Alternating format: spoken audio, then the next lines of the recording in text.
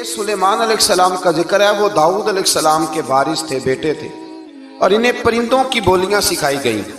جنات اور انسانوں کے لشکر کا ایک فوجی ڈسپلن کے ساتھ ان کے پاس حاضر رہتے تھے۔ وہ جو ان کا لشکر تھا نا، اس میں انسان بھی تھے، جن بھی تھے، اور اس کے اندر پرندے بھی تھے۔ ان کا لشکر تھا، وہ ہمیشہ ان کے پاس رہتے تھے کہ حضرت سلیمان ایک دن اسی طرح نکلے،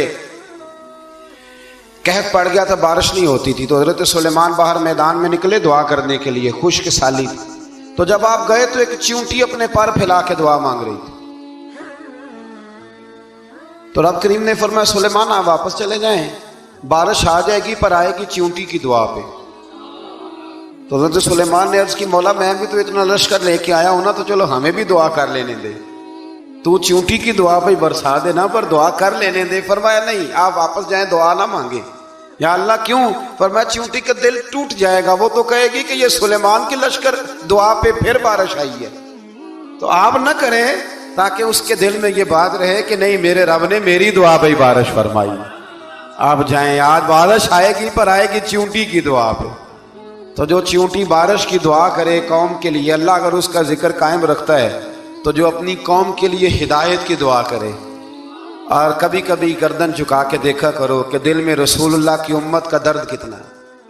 اگر کہیں حضور کی امت کا درد ہے تو پھر انشاءاللہ ذکر قیامت تک باقی رہے گا، پھر انشاءاللہ قیامت تک آنے والی نسلیں بھی آپ کا ذکر کرے گی اگر حضور کی امت کا درد سینے میں موجود ہے۔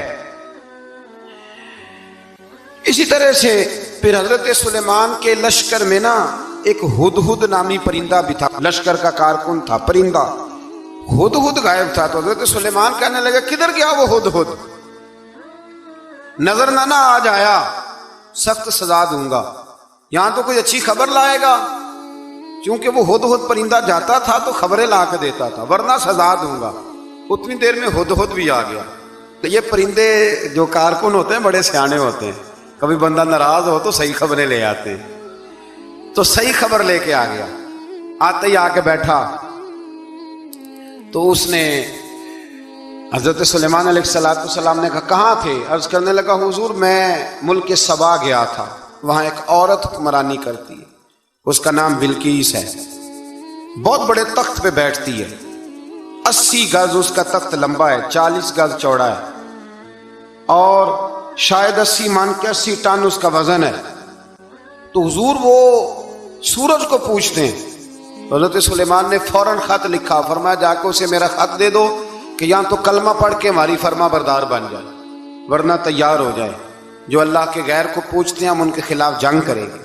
وہ جب لے کے گئے نا خط، یہ حدود گیا تو وہ میٹنگ کر رہی تھی، اس کے وزیر مشیر سارے بیٹھے تھے۔ اس نے جا کے خط پھینک دیا ملکہ بلقیس کی جھولی میں، اس نے خط پڑھا تو ڈر گئی، وزیروں کو بلایا۔ حضرت سلیمان، قرآن کہتا ہے حضرت سلیمان نے کہا تھا خط پھینک کے نا تو سائڈ پہ ہو کے سننا وہ کیا کہتے ہیں۔ بندوں کے لیے منع ہے، پرندوں کے لیے جائز ہے۔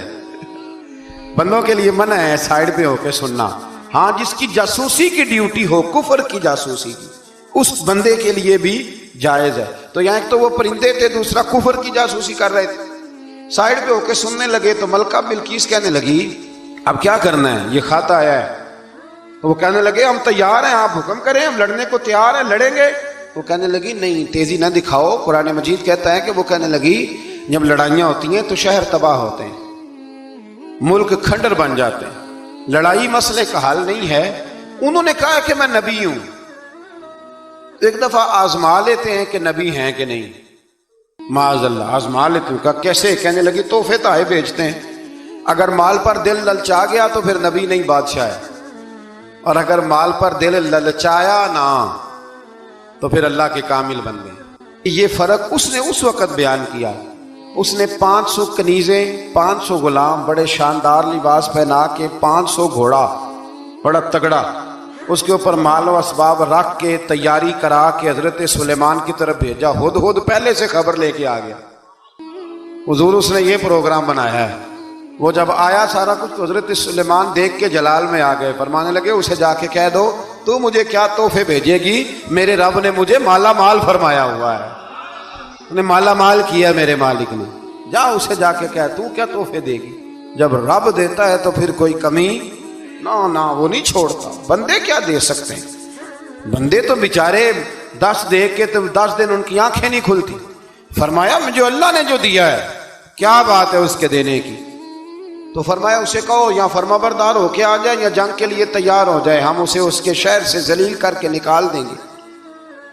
उसने जाके जब पैगाम दिया तो और उन लोगों ने भी आके बताया कि वहां तो हम अजीब मंजर देख के आए हैं कि जानवर भी हाथ बांधे खड़े हैं, वहां तो जिन्नात, सरकश जिन्नात खड़े हैं। वो बादशाह नहीं, वो नबी हैं, वो जो 500 गुलाम और 500 कनीज़ें गई थी, हवाल सुनाया आके। तो मलका बिल्कीस ने फिर खत लिखा कि मैं फरमा बरदार होके आ रही हूँ। माना क्या है, मैं कलमा पढ़ने के लिए आ रही हूँ। तो हज़रत सुलेमान ने कहा भाई अब इस तरह करो, जरा फर्श बिछाओ। उन्होंने फर्श बिछाया, इस तरह का कि ऊपर फर्श था, नीचे मछलियां तैर रही, लग रहा था दरिया है। ड्यूटी लगा दी, जिन्नात ने बिछा दिया। उधर हजरत सैयदना सुलेमान फरमाने लगे अब चूंकि मान के आ रही है तो उसे अपनी नबूवत की अलामतें भी दिखानी है। उसने तख्त बड़ा शानदार बनवाया था और खवातीन में जो आदतें खवातीन वाली होती हैं वो जाती नहीं। वो 7 कमरों में ना पीछे अपना तख्त रख के तो 7 दरवाजे बंद करके आई। उस जमाने में एक रिवाज था, वो जुलेखा ने भी 7 दरवाजे मुकफ्फल के एक रिवाज था। एक कमरा, फिर कमरे के पीछे कमरा, फिर उसके पीछे कमरा, फिर उसके पीछे कमरा। उसको बड़े मोटे ताले लगाए जाते थे और फलसफा ये था कि एक ताला तोड़ेगा कोई तो जब तक सिपाही आ जाएंगे, और अगर उसके तोड़ने तक ना आए तो दूसरे के तोड़ने तक आ जाएंगे, और उसके तोड़ने तक ना आए तो 7वें तक तो आ ही जाएंगे। ये उन लोगों का नफसियाती मामला था, सोच थी। 7 कमरों में मुकफ्फल करके ना वो निकली। तो हजरत सुलेमान अलैहिस्सलाम कहने लगे भाई मुझे उसका तख्त चाहिए उसके आने से पहले। उसके आने से इस वाक़े की क्या जरूरत थी कुरान पाक में, ये क्या हाजत थी, ये तख्त वाली सारी बात कुरान ने क्यों बयान की? पूछें आप अपने दिल से भी और इनकार करने वाले मुनकरीन से भी, इसकी क्या जरूरत थी? वो जो कहते हैं जी वली की करामत की क्या जरूरत है, सीधी सीधी नमाज पढ़ो, रोजा रखो, हज करो, ज़कात दो, तो पूछो इनसे एक सूरत नमल के अंदर इस सारी तफसील की क्या जरूरत थी? खत्म हो गई जब वो कलमा जो पढ़ रही है, तो फिर इस सारे वाक़े को रब क्यों बयान फरमाता है? हजरत सैयदना सुलेमान फरमाने लगे तख्त चाहिए, और चाहिए उसके आने से पहले। काला इफरीतुम मिनल जिन, जिन्नों में से एक बहुत बड़ा जिन बोला, कहने लगा हुजूर आपका ये तख्त बर्खास्त होने से पहले ले आऊंगा। ये जो आप मीटिंग कर रहे हैं ना, या आप फैसले खत्म, कुछ ने लिखा सुबह से शाम तक मीटिंग होती है और उसको आने में पता नहीं कितने दिन लगेंगे, तो मैं ये बर्खास्त होने से पहले। और कुछ ने कह दिया आप शर्त क्यों लगाते हैं कि सुबह से शाम तक होती? उस जिन ने कहा दिया आप 10 मिनट में फारग हो जाएं, आप फारग होंगे तो तख्त आ जाएगा। मुफस्सिरीन ने लिखा है कि जब कुरान कहता है कि उसने कहा कि आपके फारिग होने से पहले, तो इसका मतलब है कि जब आप उठेंगे ये जगह खाली कर देंगे तो तख्त यहां किवें, हजारों मील का फासला है, आ जाएगा। पर हवाई जहाज पे कार्गो करा के जी DHL के जरिए कैसे आएगा? वह आएगा तो बस आएगा। तो हजरत सुलेमान की तो बादशाहत थी ना जमाने पे, फरमाने लगे नहीं नहीं तू लेट है, तू लेट है, तू हमें जानता ही नहीं, ए टू सेट ते पखड़ा कुआर गंदल, असी और भी बूटियां जानने आ, ये तू लेट है, अभी हमारी ताकत इससे ज्यादा है। बड़ी कमाल बात लिखी है लिखने वालों ने। एक मुफस्सिर ने लिखा है कि अभी हजरत सुलेमान ने गुलामों से मंगवाया है, अपनी बात कोई नहीं की, ये हाल है उनके गुलामों का, तो सरदार का आलम क्या होगा? हजरत सुलेमान कहने लगे भी जल्दी जाइए। काल अल्लज़ी इंदहु इल्मुम मिनल किताब अना आती का भी कबल अन यरतद्द इलैका तरफुक, तो उठा उनमें से वो जिसके पास किताब में से इल्म था, सारी किताब का भी नहीं, इल्मुम मिनल किताब, किताब वो उठे जिनके पास किताब में से इल्म था। तो वो उठ के कहने लगे हुजूर मैं ले आऊंगा, कब?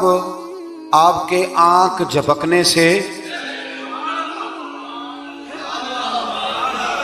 آنکھ جھپکنے سے بندہ تھا جن تھا، جن کی تو بات مانی نہیں انہوں نے، کیا کہا؟ آنکھ جھپکنے سے، میں آنکھ جھپکنے سے پہلے لے آؤں گا۔ تو حضرت سلیمان کہنے لگے تو ٹھیک ہے، چل لا پھر، لا پھر۔ آنکھ جھپکنے سے پھر وہ تخت آ گیا۔ تو حضرت سلیمان سے پوچھا یہ کیا ہے؟ قال ھذا من فضل ربی، فرمانے لگے کچھ بھی نہیں۔ حضرت سلیمان کہنے لگے یہ میرے رب کا فضل ہے۔ بارہ اس ولی کا نام تھا آصف بن برخیہ۔ آصف بن برخیہ جی حضرت سلیمان کے وزیر تھے۔ وہ آئی ملکہ بلقیس، اور جب وہ آئی نا تو اس نے دیکھا کہ یہ تو آگے سامنے حضرت سلیمان بیٹھے ہیں، اور جو رستہ ہے نا درمیان میں وہ فرش ہے کہ دریا ہے سمجھ نہیں آ رہی۔ تو اس نے نا اپنا یوں کر کے اوپر کپڑا اٹھانا شروع کر دیا کہ نیچے پانی ہے۔